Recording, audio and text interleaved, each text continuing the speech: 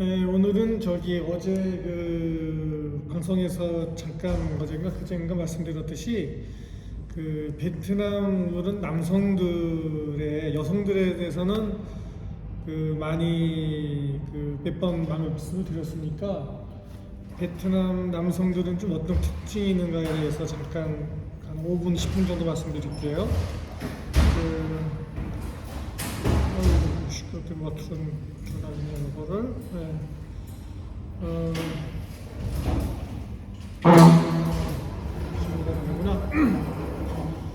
요거는 뭐냐면은 제가 그 손을 항상 이렇게 운동할 때는요, 요게 이제 그 손가락 장갑 이렇게 해서 안쪽은 이렇게 장갑 가죽으로 되어 있고 바깥쪽은 천으로 되어 있는 이런 장갑을 근력 운동할 때 아주 좋습니다.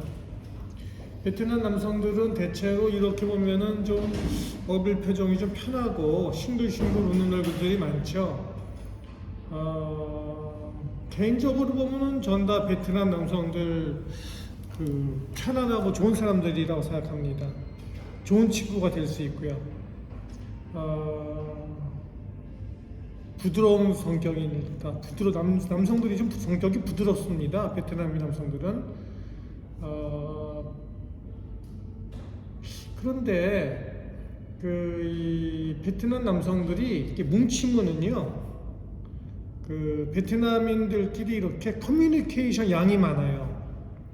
일단 우리보다 한국 사람들보다 기본적으로 이 대화의 양이 많습니다. 대화 양 자체가.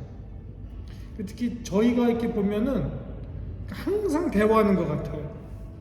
네, 항상 이렇게 그 대화를 해요. 이렇게 커뮤니케이션 하는데 하다못해 만나서 몇 시간이고 얘기를 하고요. 앉아서 그 안중뱅이 의자, 그 목욕탕 의자 그런 거 있잖아요. 조그만 의자, 얕은 의자에 앉아서도 몇 시간을 얘기합니다. 그것도 모자라서 또 술 몇 시간 먹으면서 또 얘기합니다. 그것도 모자라서 전 세계에서 아마 페이스북 그런 거 뭐더라 요즘은 있어요. 네, 틱톡인가 페이스북 이런 것 같은 잘로가 그 카톡과 비슷한 거거든요. 그런 것들 그 사용량이 또 세계에서 거의 몇 번째 아니라고 하면은 서운할 지경입니다. 그렇게 그냥 대화를 많이 해요. 시시콜콜한 것부터 시작해서 일일이 다 이렇게 남들하고 얘기하는 것 같아요. 그러니까 남성들끼리도 그래요. 베트남 남성들끼리도 커뮤니케이션 양이 많다는 것이 있죠.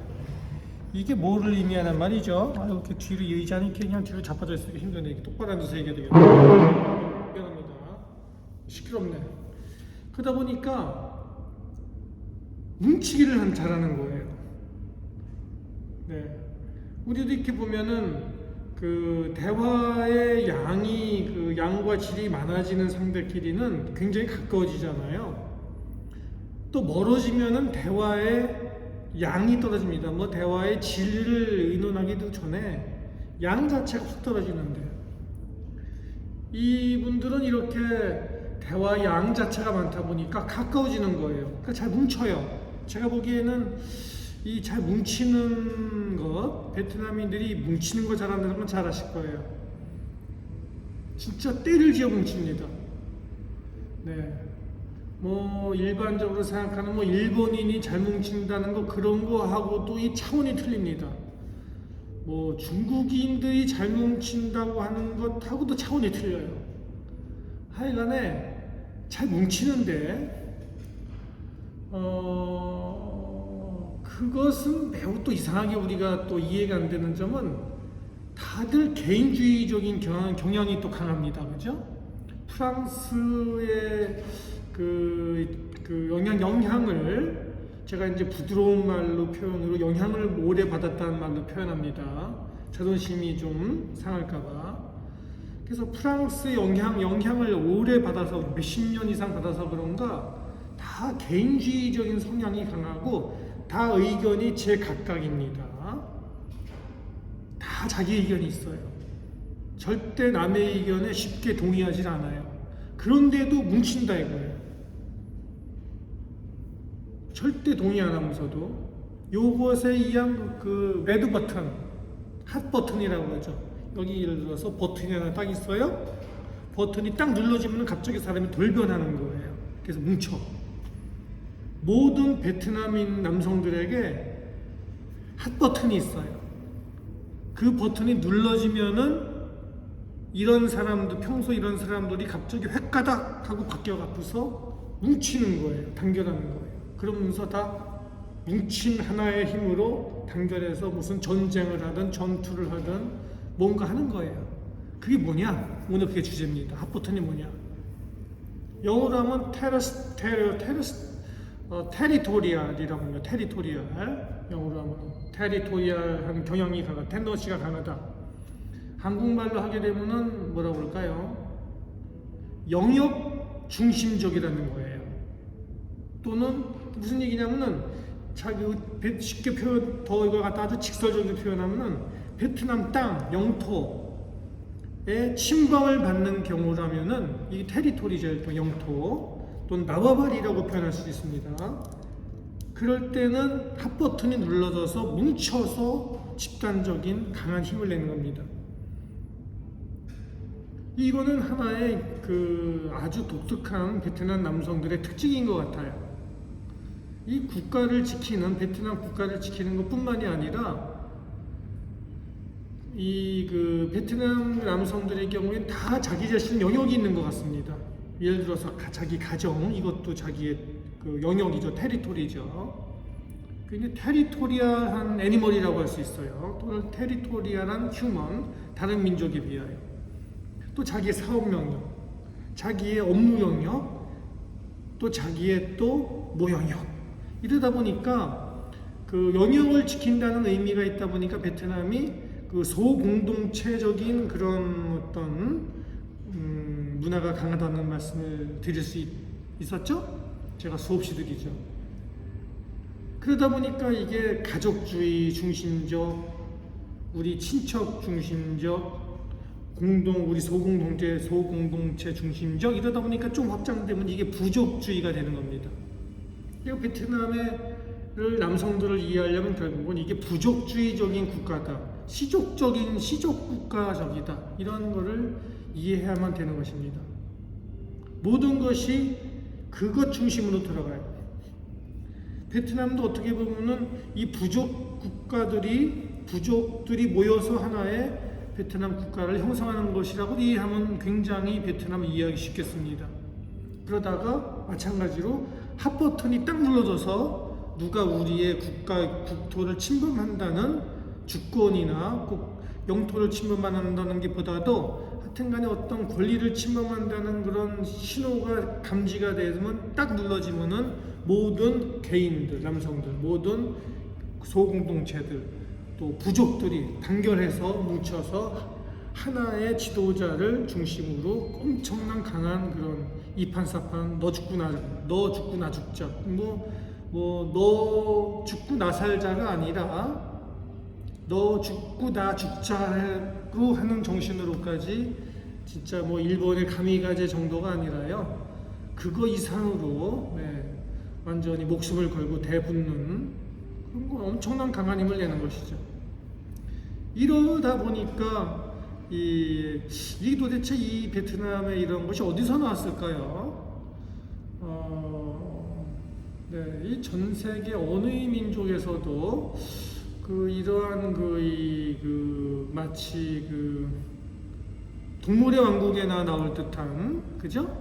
동물의 왕국에서 보는 어떤 집단 동물들이 그 영역을 사수하는 마치 예를 들어서 유인원들도 그런 거 볼 수 있죠.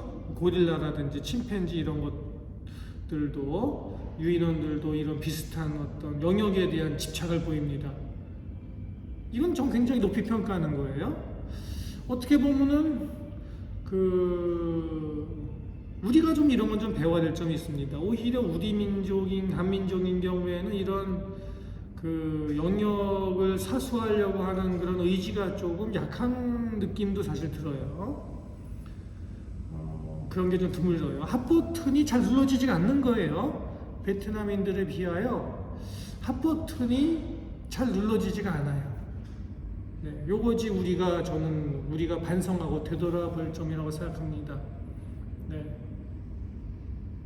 왜 그럴까요? 또 사실 의문입니다, 저는. 어쨌든 그런 경향이 있다는 점. 그래서 결국은 우리 외국인들이 베트남에서 지낼 때 우리가 아무리 물론 이제 베트남인들이 좋은 분들이고 남성분들이 또 가까운 친구고 또 오랜 뭐 파트너들이고 하더라도 어떤 그 긴급 상황이 터졌을 때는 그들은 핫버튼이 있고요. 우리들은 눌러줘야 할 핫버튼이 그 해당 사항에 대해서 우리는 없죠. 눌러지지가 않죠. 우리는 그 핫버튼이 안 눌러지는 거예요. 그래서 그러한 큰 차이가 결국은 그 민족 간의 어떤 차이로 이렇게 벌어질 수밖에 없다는 점을 우리가 알고 있어야 되겠다. 그러다 보니까 아마 이 그 전 세계 그 어디 나라에서도 그 동남아 하면은 화교의 나라입니다. 아시다시피 동남아 하면 화교의 나라인데 이 화교의 나라 이 지역에서도 베트남에서는 화교가 발을 붙이기가 어렵고 이미 한 번 더 화교가 내쫓아졌었죠. 이 베트남 전쟁 때 우리가 알고 있는 사이공에서 탈출했던 보트 피플들 있죠. 사이공 정부가 패망하면서 베트콩에 의해서 그 보트 피플들, 보트에 타고 다 쫓겨났던 그런 분들이 많은 퍼센티지가 화교들입니다. 화교들.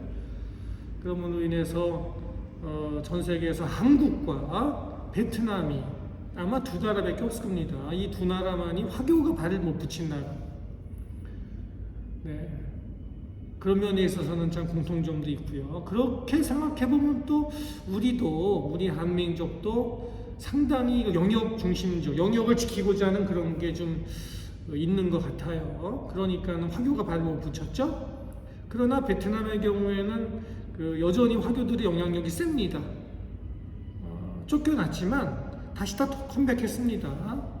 많은 우리가 뭐 월교라고 하는 이제 비엣교들이 베트남 해외 동포들이 많이 사업가들이 돌아오고 자본 투자하는데 그 중에 많은 분들이 바로 내쫓겼던 보트피플로 내쫓겼던 화교들의 2세들 많이 돌아와요. 여기 상당한 영향력과 자본을 갖고 들어오는 경우도 꽤 있습니다. 그러나 그러면 대놓고 하진 않고요. 네, 미국인의 입장으로 활동하고 뭐 호주인의 입장으로 활동하고 프랑스인의 입장으로 활동하니까 네, 약간 뭐 화교 글쎄 그죠? 뉘앙스가 좀 다를 수도 있습니다. 하여간 오늘은 그러한 베트남 남성들의 특징 봤고요. 마지막으로 한 가지 언급 더 드리면은 이러한 남성들을 또 남성 개개인들 또 남성들의 집단을 움직이는 건 누구냐? 이 베트남 여성입니다. 그 베트남 여성이 대단한 겁니다. 결국은 뛰는 놈 위에 나는 놈이 있다고 머리 위에 앉아 있는 거죠. 이 남성들을 쥐락펴락 하는 것이 베트남 여성들이다 하는 점을 우리가 또 반드시 알아야만 되겠다. 어떤 남성을 움직이려면은 어떨 때는 그 남성의 영향력을 미치는 여성을 움직여야만 그 남성을 움직일 수 있다 하는 점. 네. 이런 점들. 베트남의 내수 시장을 잡으려면은 베트남의 여성들을 여심을 잡아야 된다는 것들이라든지. 네. 우리하고는 상당히 다른 거. 네, 남자들에게 그냥 영향력을 미치는 정도가 아니라 디시전 메이커일 수 있다는 점들을 우리와는 상당히 다른 점. 특히 저 같은 세대, 저는 아직도 마초 세대, 우리 세대 볼 때는 좀 적응하기 어려운 그런 베트남의 문화다 이렇게 말씀드리겠습니다. 네, 그럼 좋은 일요일 되시고요. 저 지금 이제 또 5시 20분이네요. 5시 20분 보이십니까 시계? 네, 5시 20분 네, 일요일 또 저는 또 이제 저녁 목표까지 잠시 이렇게 또 한 50분 정도 틈이 남았습니다. 50분 내지 1시간 이때 또 쇠질을 하러 잠시 틈이 나면은 쉬지 않고 또 가서 이제 땡기러 한번 땡기러 또 가야죠. 땡기고 밀고 또 약간 끼워주고 이렇게 좀 쇠질을 해주러 가겠습니다. 네, 감사합니다. 하노이다트입니다.